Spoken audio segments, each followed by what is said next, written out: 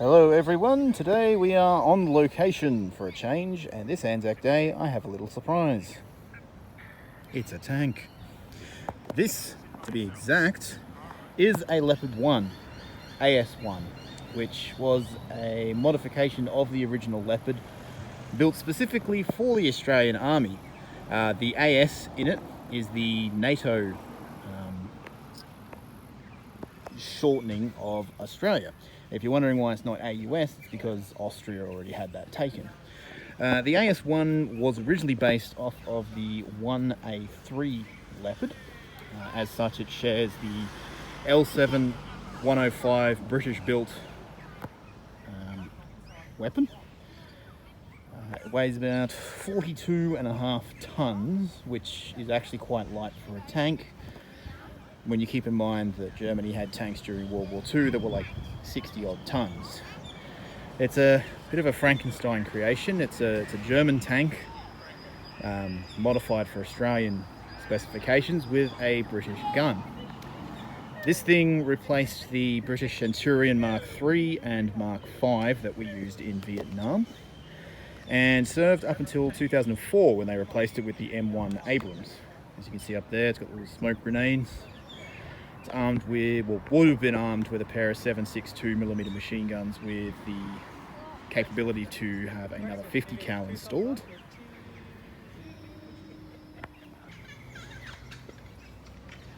The Leopard AS1 served with the Australian Army up until 2004, when it was phased out in favour of an export version of the American M1A1 Abrams, which also has a German built gun, but it's a 120mm, not a 105 like this one. I get a lot of people ask what this little bulge in the barrel typically is.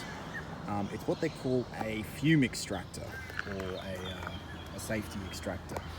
Basically what happens is when you fire the weapon, of course, all the propellant, smoke and gunpowder and all that sort of stuff, and all the chemicals from the round would normally get ejected back into the turret. Now the British did try a few different ventilation options to solve this, but eventually they came up with that. It's also known as a bore extractor. It basically vents away all of the obnoxious gas when the weapon fires, so it doesn't go back into the turret. The turret itself ends probably about there-ish. Everything back from that is actually a storage bin. The turret also has a bit of extra armour added on, as opposed to the original Leopard 1. The original Leopard 1 had more of a traditional rounded turret that you see on a lot of Soviet bloc vehicles. The 105 could carry a wide range of ammunition, armour piercing, sabos, high explosive squash head or HESH charges, things like that.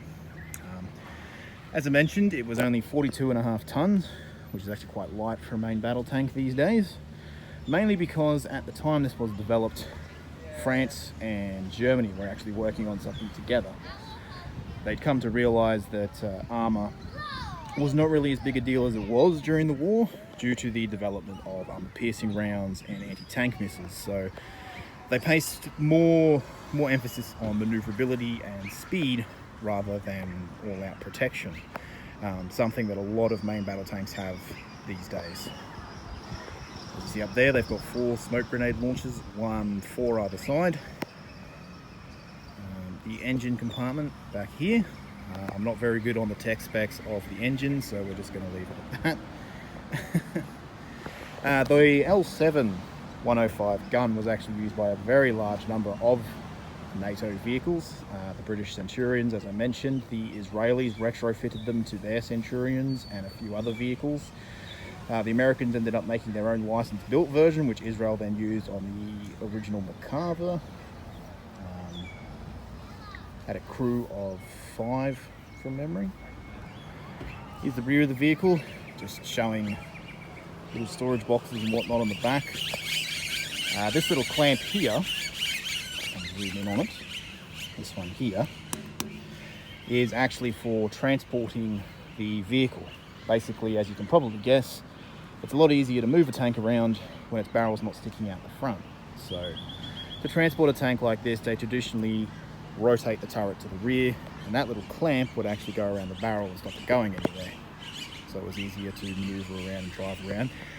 These little slats here are actually the exhaust, which is why you don't see any exhaust pipes out the rear as you traditionally would see. Now, main battle tanks like this were a big thing around the 1950s. Up until that point, tanks traditionally had still been divided into light tank, heavy tank, and medium tank. Medium tank being something like your average American Sherman, the British Cromwell, or the German Panther tank, whereas a heavy tank was like German Tigers, Tiger IIs, technically the American M26 Pershing later on as well. Traditionally, you'd either have, well, when it comes to armored design, there's a bit of a triangle, and you can't always have all three. But ideally, you've got maneuverability, survivability, which is like armor, things like that, and armament. Main battle tanks like the Leopard were designed to try and combine all three together. Because traditionally you couldn't really have one without the other. If you had a heavy gun like the Tiger, you tended to have less maneuverability due to the weight, due to the fact that, well, to be fair, in Germany's case, they had poor engines, poor transmissions, poor reliability, and a shortage of material. But at the same time, you also had some high survivability with the armor. Britain sort of learned this quickly, and towards the end of the war they had the Centurion Mark I, which did still have only a 17-pounder gun, but was a bit more faster, a bit more maneuverable, but it arrived too late. France and Germany actually were trying to develop a sort of a main battle tank of their own through the 1950s, because they had realized with the advent of more modern technology such as armor-piercing rounds, anti-tank missiles, and the rise of air power such as helicopters, rocket attack aircraft and things like that, armor was not a big deal anymore. They'd learned with the Tigers in particular, you could slap as much armor on it as you wanted, but at the end of the day, people would just develop a weapon to punch through it, which is exactly what happened with the Sherman Firefly. So they decided to sort of sacrifice the survivability and go more for maneuverability. The idea being that if you were fast enough and quick enough, you wouldn't have to worry about armor piercing, and you wouldn't have to worry about missiles, because it didn't matter where the missile hit, it was going to fail. So France and Germany originally developed it, and it was from this project that the Leopard 1 was actually developed. France ultimately fell out with the Germans, as France tends to do. They went off on their own project, which eventually became the AMX-30, which you see in service today in several countries. As I mentioned, the German Leopard 1, the prototype only had a 90mm weapon. It was later upgraded to the British L7 and then built under license with Rheinmetall. The later Leopard 2, which arrived in the 1980s, was sort of dual done with the Americans and featured a 120mm gun, which is actually what they still use today on the tank that replaces this, the M1A1 Abrams. It has a crew of 5. Your driver position is just here, the radio operator beside him, and then you've got the turret crew, the gunner, loader, commander. There would be a 7.62 machine gun in the port beside this weapon on the other side. There'd be another one mounted up top, and there would be provision for a 50 cal as well. We've already talked about the smoke grenades as well. So yeah, the main battle tank sort of became the norm for many nations.